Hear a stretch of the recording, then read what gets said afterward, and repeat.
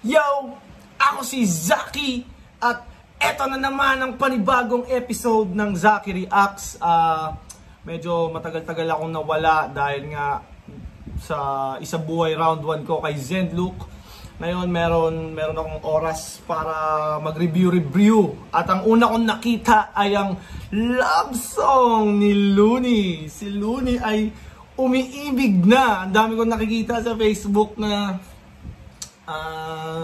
from hari ng tugma to hari ng gugma. Hey!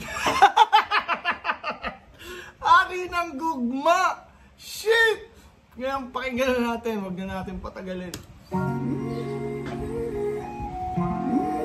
Hey!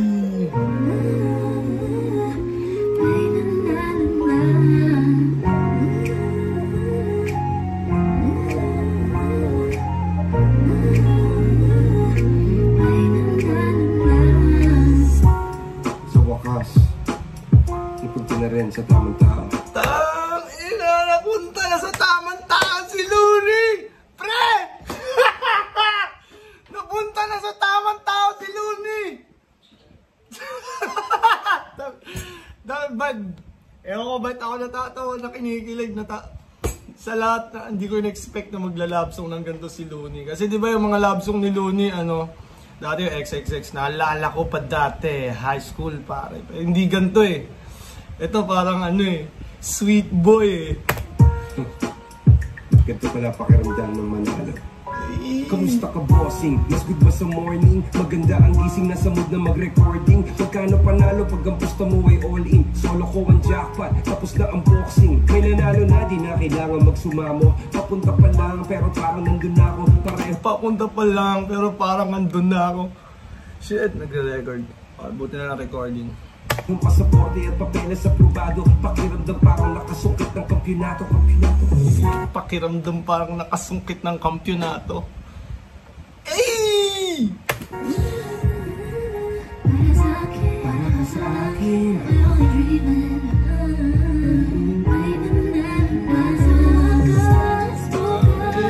May nanalo na!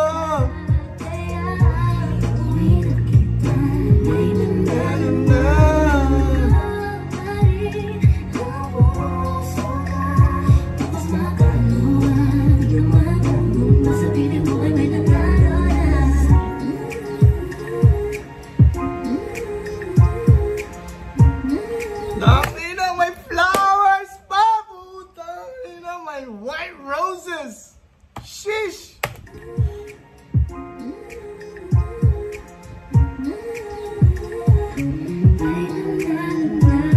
Sa wakas, nagka-girlfriend din.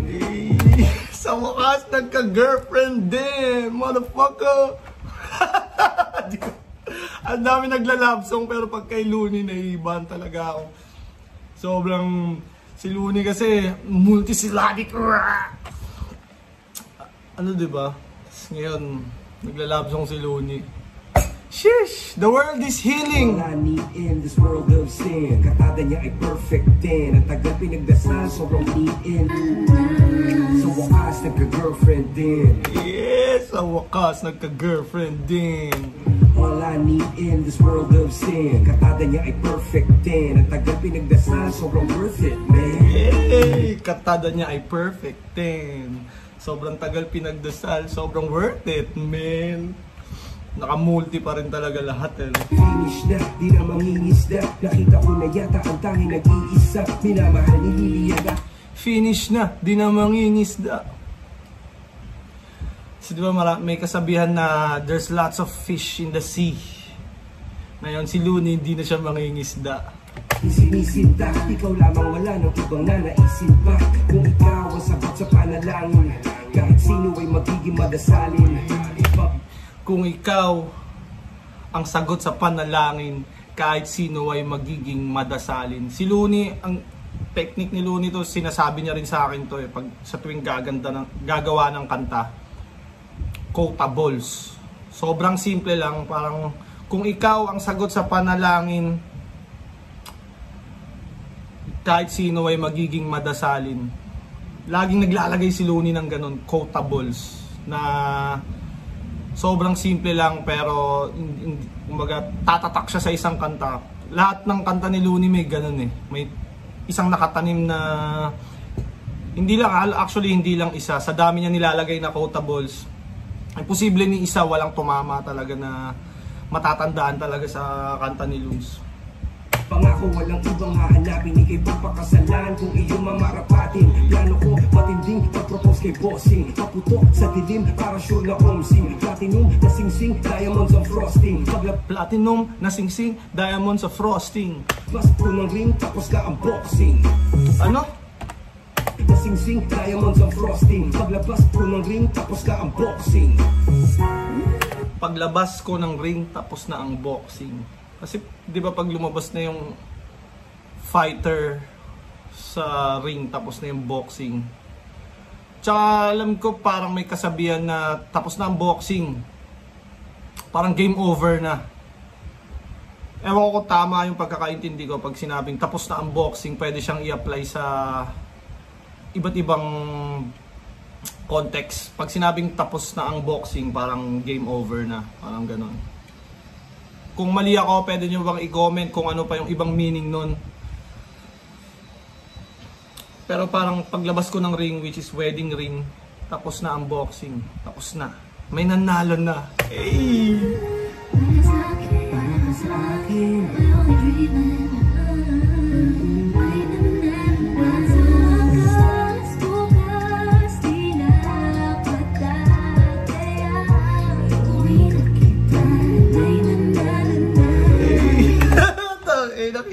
Kinagalong pa sa pisngi si Loons. Woo! Hari ng gugma sa ahon! May nanalan na.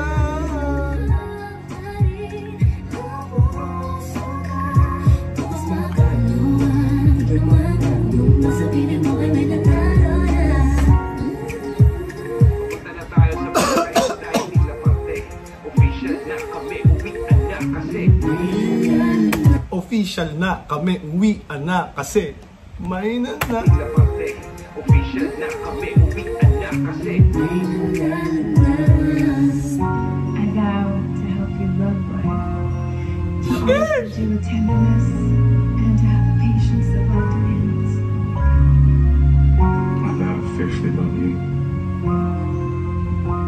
in all your forms, now and forever.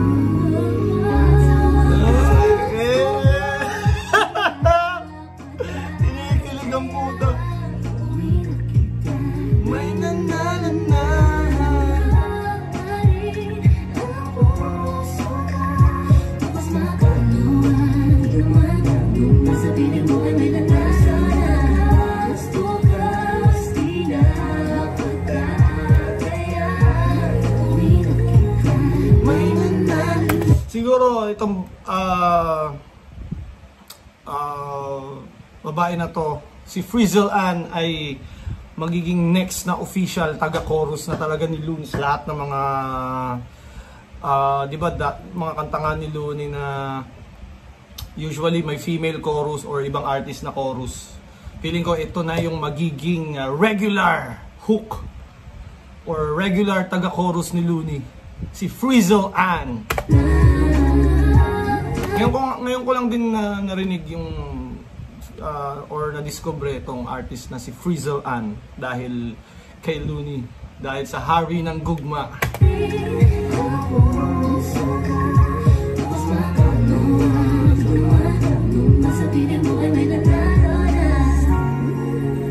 Pupunta na tayo sa pinaka-exciting na parte. Papunta na tayo sa pinaka-exciting na parte. Na kami uwian na kasi may nanalo na. Shit. Tinanggap ang bawat hamon ng mundo, lumaban, nakipaglaro ng apoy at patintero kay kamatayan. Natatapunit man ang hangin sa salubungin ay may nanalo na.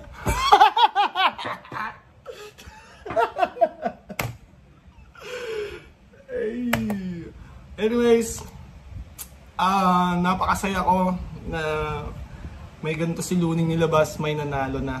Kumbaga, iba-ibang timpla talaga nilalabas ni Looney usually, di ba? Angasan, bars, pagalingan. Ito, love song na hindi usual. Di ko alam kung totoong girlfriend niya to or what. Kasi pwedeng collab lang din, di ba? Pero sana totoo. At sana wag na magkaroon ng di ba? Una 3 X, tas 4 na X. Tas sana wag nang magkaroon ng 5 para masaya lang ang ating Master Looney. At excited na ako makita na maglaban yung undefeated na Mot at Looney in Love sa ahon. Type 1 kung gusto nyo makita yung undefeated na Mot at Looney in Love sa ahon. At yun, hanggang dito na lang yung episode natin. Sana na-enjoy nyo. At nga pala, shoutout Crown Manila. Ito, may nag-abot pala sa akin, may nagregalo pala sa akin. Papa Kels. Hindi ko pa nasusuot pero mukhang napaka-solid nitong Papa Kels. At syempre, Baby Jacks Apparel. Meron ako mga bagong release at meron pa akong stock dito. Pwede kayong umorder, mag-message lang kayo sa akin sa Facebook o kahit dito sa YouTube, pwede niyong i-click yung link na ilalagay ko sa comment. Yun! Maraming salamat. Bye-bye!